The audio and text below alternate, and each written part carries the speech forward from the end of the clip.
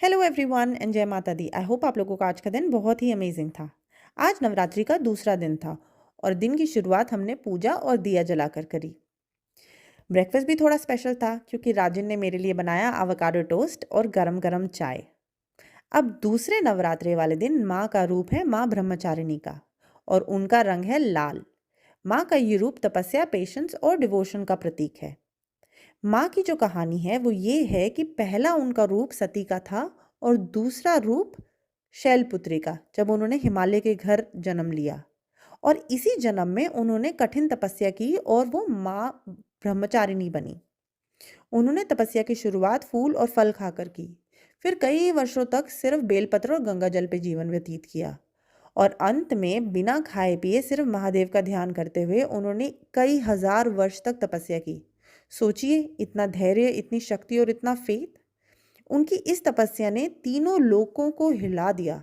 देवता भी उनके संकल्प देखकर प्रभावित हो गए और अंत में उनकी तपस्या का फल उन्हें महादेव के साथ विवाह के रूप में मिला। इस कहानी से एक बहुत गहरा मैसेज मिलता है। जिंदगी में कभी कभी सब कुछ रुकसा हुआ लगता है, करियर, रिलेशनशिप, गोल्स। लेकिन माँ हमें सिखाती है कि अगर हम पेशेंस और डिटर्मिनेशन के साथ आगे बढ़ें तो सफलता ज़रूर मिलती है। उनकी तपस्या का लेसन है कि त्याग और श्रद्धा से हर असंभव चीज़ संभव हो जाती है। आज की फास्ट लाइफ में हम अक्सर छोटी सी दिक्कत पर ही गिव अप कर देते हैं, लेकिन अगर हम माँ से प्रेरणा लेकर अपना फोकस और फेथ बनाए रखें तो मुश्किलें भी एक दिन रास्ते खोल देती है। शास्त्रों में लिखा है कि आज माँ को शक्कर का भोग और एप्पल अर्पित करना चाहिए।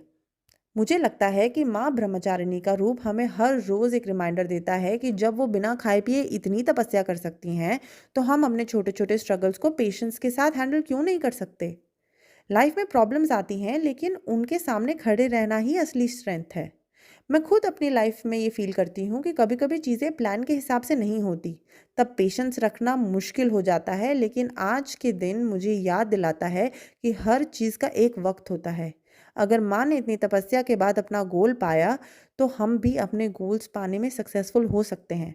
बस थोड़ा धैर्य और पेशेंस चाहिए। दिन के समय थोड़ा सा ऑफिस का काम भी किया। काम ज़्यादा था, लेकिन जब मन शांत हो और एनर्जी पॉजिटिव हो तो वर्कलोड भी मैनेजेबल लगता है। और शाम को डिनर तो बहुत ही सिंपल था, दाल और चावल। तो दोस्तों, आज का दूसरा दिन भी एकदम डिवाइन और इंस्पायरिंग था। सुबह की शुरुआत ब्रेकफास्ट से, माँ की कहानी, और बस ये सब मिलाकर एकदम कंप्लीट और ब्लेस्ड डे। मैं प्रार्थना करती हूँ कि माँ आपको पेशेंस, स्ट्रेंथ और डिटर्मिनेशन दे। सांब सदाशिव। जय माता दी।